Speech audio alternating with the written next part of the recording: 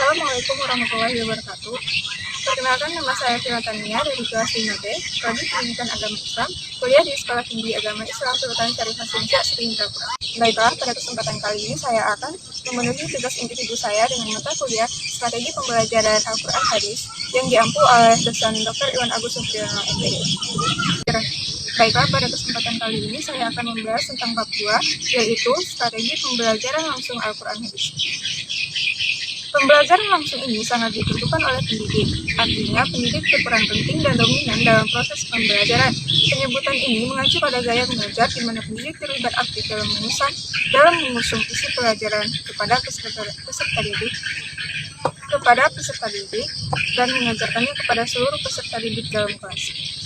Teori pendukung model pembelajaran langsung adalah teori behaviorisme dan teori belajar sosial. Aliran ini menekankan pada terbentuknya perilaku yang tampak sebagai hasil belajar. Teori behavioristik dengan model hubungan stimulus responnya mendudukkan orang yang belajar sebagai individu yang pasif, respon atau perilaku tertentu menggunakan metode pelatihan atau pembiasaan semata. Selanjutnya, pembelajaran langsung, direct instruction, Al-Quran Hadis. Secara umum, strategi mempunyai pengertian suatu garis-garis besar haluan untuk bertindak dalam usaha mencapai sasaran yang telah ditentukan. Dihubungkan dengan belajar mengajar, strategi dapat diartikan pola-pola umum kegiatan guru dan anak didik dalam perwujudan kegiatan belajar mengajar untuk mencapai tujuan yang telah digariskan. Dengan demikian, strategi pada intinya adalah langkah-langkah terencana yang bermakna luas dan mendalam yang dihasilkan dari sebuah proses pemikiran dan perenungan yang mendalam berdasarkan pada teori dan pengalaman tertentu. Strategi pembelajaran langsung dinyatakan sebagai bentuk pendekatan pengajaran yang berorientasi kepada guru, sebab dalam strategi ini guru memegang peranan yang sangat dominan. Melalui strategi ini, guru menyampaikan materi pelajaran secara terstruktur. Diharapkan apa yang disampaikan guru dapat dikuasai anak dengan baik. Fokus strategi ini adalah dalam kemampuan akademik assessment. Fokus strategi ini adalah kemampuan akademik siswa. Metode pengajaran dengan kuliah dan demonstrasi merupakan bentuk-bentuk strategi pembelajaran langsung. Selanjutnya yaitu tahap-tahapan strategi pembelajaran Al-Quran Hadis. Pertama, orientasi, kedua, presentasi, ketiga, latihan terstruktur, keempat, latihan terbimbing, dan kelima, latihan mandiri.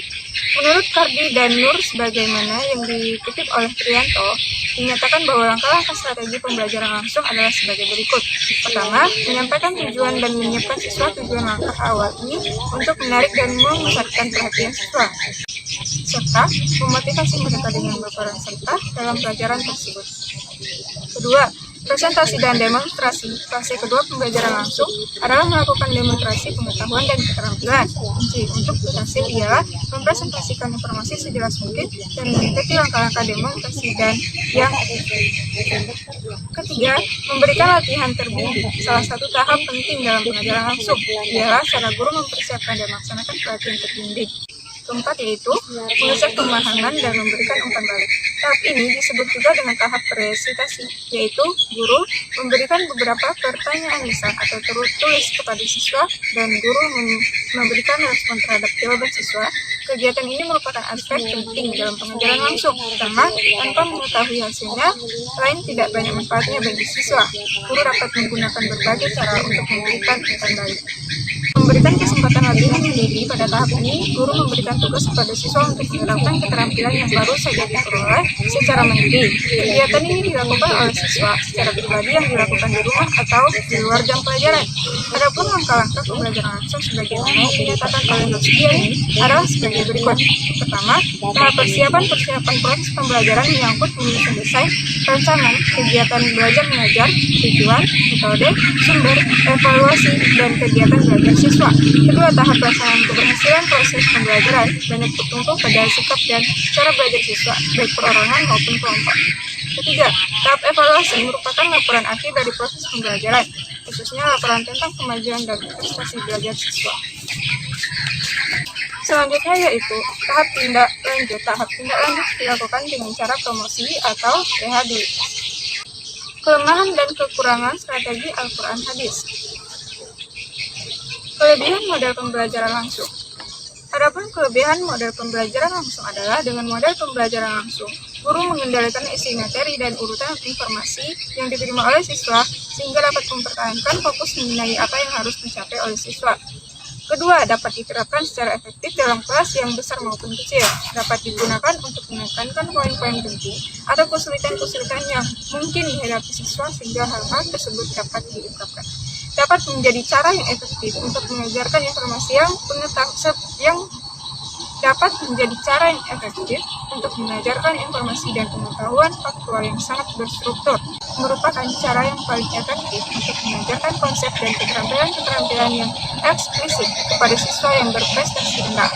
Dapat menjadi cara untuk menyampaikan informasi yang banyak dalam waktu yang relatif singkat, yang dapat diakses secara setara oleh seluruh siswa. Memungkinkan guru untuk menyampaikan ketertarikan pribadi mengenai mata pelajaran yang dapat merangsang ketertarikan dan antusiasme siswa. Ceramah merupakan cara yang bermanfaat untuk menyampaikan informasi kepada siswa yang tidak suka membaca atau yang tidak memiliki keterampilan dalam menyusun dan menafsirkan informasi. Secara umum, ceramah adalah cara yang paling memungkinkan untuk menciptakan lingkungan yang tidak mengancam dan bebas stres bagi siswa. Selanjutnya, model pembelajaran langsung dapat digunakan untuk membangun model pembelajaran dalam bidang studi tertentu. Guru dapat menunjukkan bagaimana suatu permasalahan dapat didekati, bagaimana informasi dianalisis, dan bagaimana suatu pengetahuan dihasilkan. Selanjutnya, pengajaran yang eksplisit membekali siswa dengan cara-cara disipliner dalam memandang dunia dan dengan menggunakan perspektif alternatif yang menyadarkan siswa akan keterbatasan perspektif yang inherent dalam pemikiran sehari-hari. Model pembelajaran langsung yang menekankan kegiatan mendengar, misalnya ceramah, dan mengamati, misalnya demonstrasi, dapat membantu siswa yang cocok belajar dengan cara ini. Ceramah dapat bermanfaat untuk menyampaikan pengetahuan yang tidak tersedia secara langsung bagi siswa, termasuk contoh-contoh yang relevan dan hasil-hasil penelitian terkini. Model pembelajaran langsung terutama demonstrasi dapat memberi siswa tantangan untuk mempertimbangkan kesenjangan yang terdapat di antara teori yang seharusnya terjadi dan observasi kenyataan yang mereka lihat. Demonstrasi memungkinkan siswa untuk berkonsentrasi pada hasil-hasil dari suatu tugas dan bukan teknik dalam menghasilkannya. Siswa yang tidak dapat mengarahkan diri sendiri dapat tetap berprestasi apabila model pembelajaran langsung digunakan secara efektif. Model pembelajaran langsung bergantung pada kemampuan refleksi guru sehingga guru dapat terus mengevaluasi dan memperbaikinya. Adapun kelemahan model pembelajaran langsung adalah model pembelajaran langsung bersandar pada kemampuan siswa untuk mengasimilasikan informasi melalui kegiatan mendengarkan, mengamati, dan mencatat. Kedua, dalam model pembelajaran langsung, sulit untuk mengatasi perbedaan dalam hal kemampuan pengetahuan awal, tingkat pembelajaran dan pemahaman, gaya belajar, atau karakteristik siswa. Ketiga, karena siswa hanya memiliki sedikit kesempatan untuk terlibat secara aktif, sulit bagi siswa untuk mengembangkan keterampilan sosial dan interpersonal mereka. Keempat, karena guru memainkan peran pusat dalam model ini, kesuksesan strategi pembelajaran ini tampak siap, berpengetahuan, percaya diri, antusias, dan struktur siswa dapat menjadi bosan, teralihkan perhatiannya, dan pembelajaran mereka akan terhambat.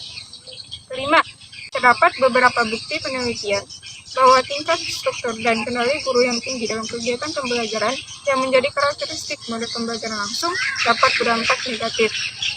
Karena model pembelajaran langsung sangat bergantung pada gaya komunikasi guru.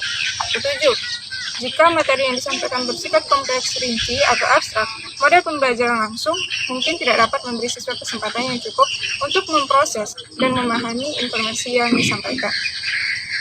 Selanjutnya, model pembelajaran langsung memberi siswa cara pandang guru mengenai bagaimana materi disusun dan disintesis. Baiklah, sekian presentasi dari saya. Mohon maaf jika terdapat kesalahan dan kekurangan. Wabillahi taufiq wal hidayah. Assalamualaikum warahmatullahi wabarakatuh.